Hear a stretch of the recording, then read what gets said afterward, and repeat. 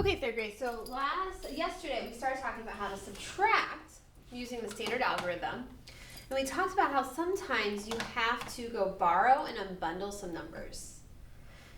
So let's take a look at another example today. Let's say that we have 223.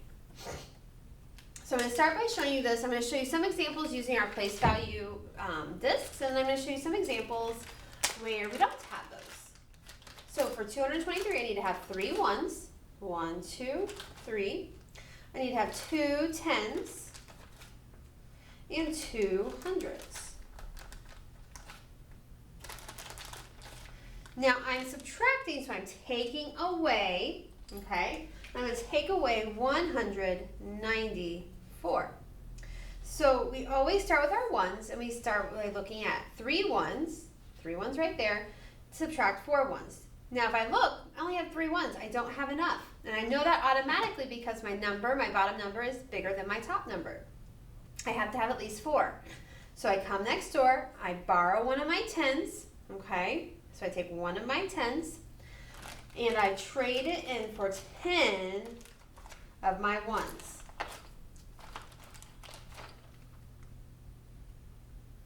There's 5, 6, 7, 8, 9, 10. So when I do that, now I have a total of 13 ones because I added 10 more ones on. Now, can I take 4 ones away? I sure can. 1, 2, 3, 4.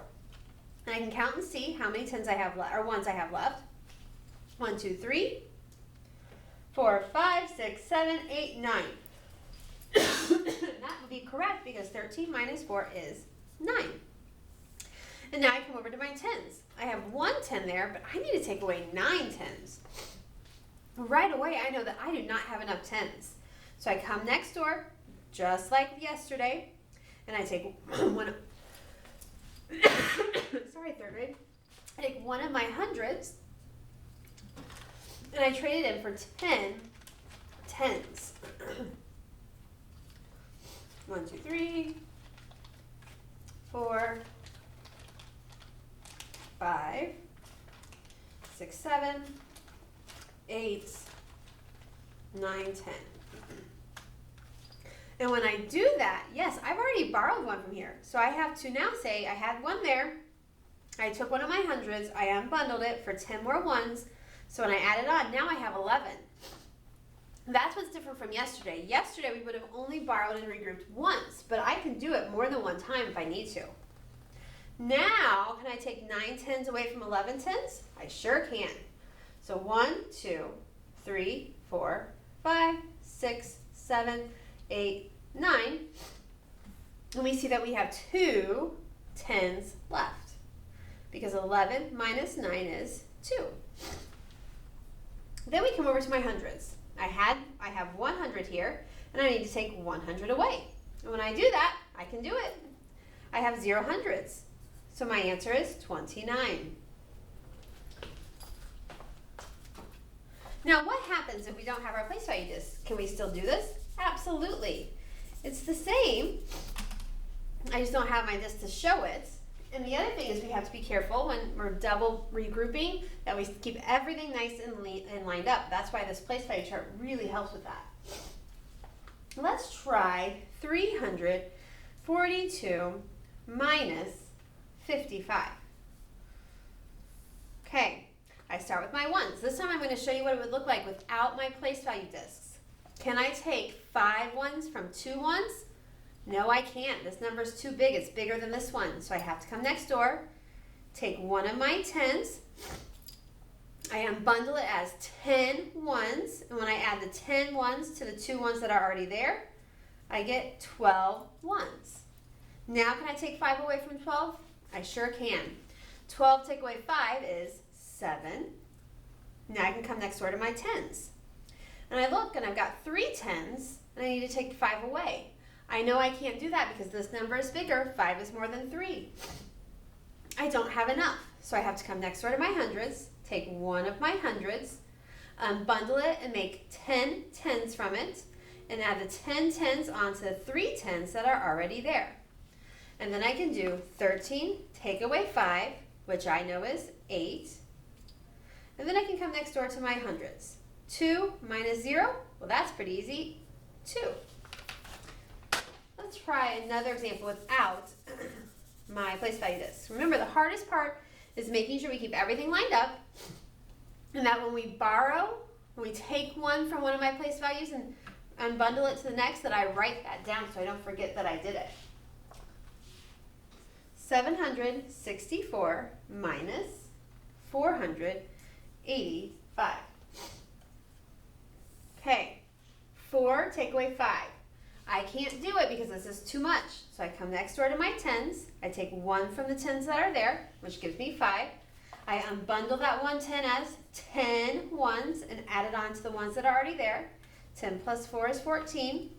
And now, 14 minus 5 is 9. I come next door. I can't take 8 from 5. It's too big, too much. So I have to come next door to the hundreds, borrow 1 from my hundreds. So I have 6 hundreds left. Take that 1 I just borrowed and unbundle it as 10 tens and add those 10 tens to the 5 tens that are already there. 10 plus 5 is 15. Now 15 minus 8 I can do. I can take 8 from 15 and I get 7. Then I can come next door to my hundreds. 6 hundreds minus 4 hundreds I can do. That's 2 hundreds.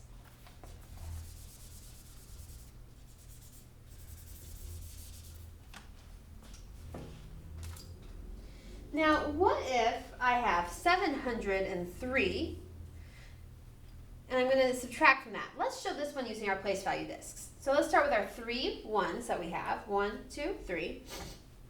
I don't have any tens, and I have 7 hundreds. 1, 2, 3, 4, 5, 6, and 7. Sometimes zeros can be tricky. They can trick you. So we're going to do this with place value discs, but they're no different than any other number there. And from the 703, I'm going to take away 124. Okay, we start with our ones. So I have 3 ones. Can I take 4 ones away? I sure can't. So I come next door to get a 10, but I can't, can I? Because I don't have any tens here. So I have to go all the way over to the hundreds place. I take 1 of my hundreds, which will leave me 6 hundreds. And I'm going to unbundle this, not as ones, but as a 10. I can't skip a place value. So I'm going to take 1 of my hundreds, unbundle it for 10 tens. 1, 2, 3, 4, 5, 6, 7, 8, 9, 10. And when I take that 100, unbundle it as 10 tens and add it onto the 0 tens that are there, I have 10 tens. But remember, I still haven't subtracted my ones. So now I need to borrow from my tens so that I can get enough ones. So I take 1 of my tens, which will leave me 9 tens there, and I unbundle that 1 10 as 10 ones. 1, 2, 3, 4, 5, 6, 7, 8, 9, 10. So when I took that 1 10 and unbundled it as 10 ones and added on to the 3 ones that are already there, I get 13 ones. Now can I take 4 from the ones? I sure can. 1, 2, 3, 4. And if I were to count all my ones, I would see that I have 9 ones left. And now I can come over to my tens. I have 9 tens there. Can I take 2 away? I sure can. And I have 7 tens left.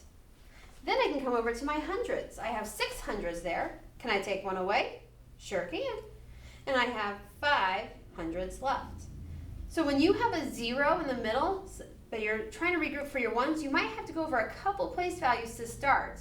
But then you have to regroup for the next door, and then borrow and regroup again. You can't skip a place value.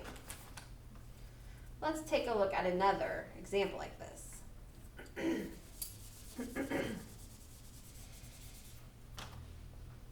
Let's try 703 again. And let's subtract 37. Okay, this time I'm going to show you without our place value discs.